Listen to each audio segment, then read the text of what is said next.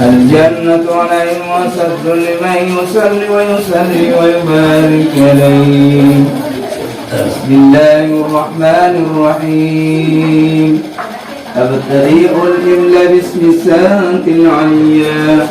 مستدرا فعل الباقات على معان له وأولى ومسلم حمد معارض سائكة حليا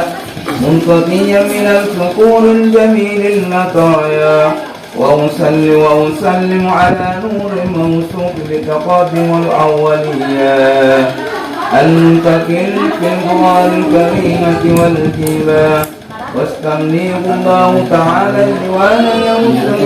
طاهرة النبوية ويعود السعادة والأسباء ومولا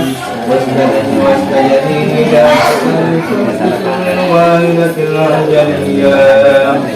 وإبدا من الكواكب في وقت وموتى وأنشر من قصة مولد النبوي برودا مثل العبقرية لازما من النتاج السليم للسمت على يسافر بأولى واستعين بأمر الله تعالى وقوة قوية فإنه لا حول ولا قوة إلا بالله. الله أكبر كبيرا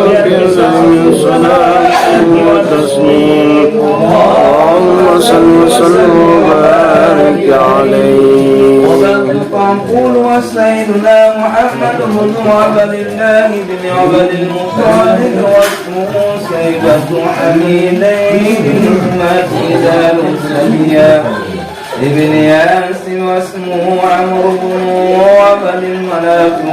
واسمه مغيرة التي ينتمي الكتاب الأولياء ابن قسي واسمه جميل من كل شوارع على مشهور الأفكار النبوية توفي بالمدينة المنورة أبو عبد الله وكان كبد الأعزاء بأحوال بني أبي من الطائفة النجارية ومكث فيهم شهرا شقيما يعانون سكنا وشكوى ولم يتم الأمر على وجههم 9 أشهر قمرية وآن للزمان أن ينجلي عنه صدى هجر أمه ليلة مولده آسية ومريم في نسوة فضيلة قدسية المهاد فرد صلى الله عليه وسلم نورا يمتلأ له سنة البدر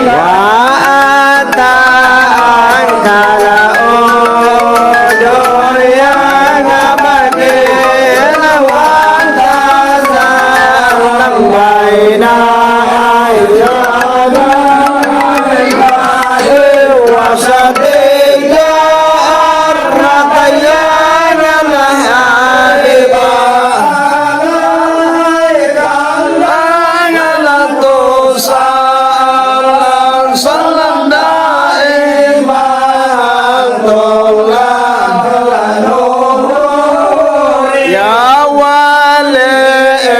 Allah asana sanade ya Rabbi ala rajari kabir aniyan ala sono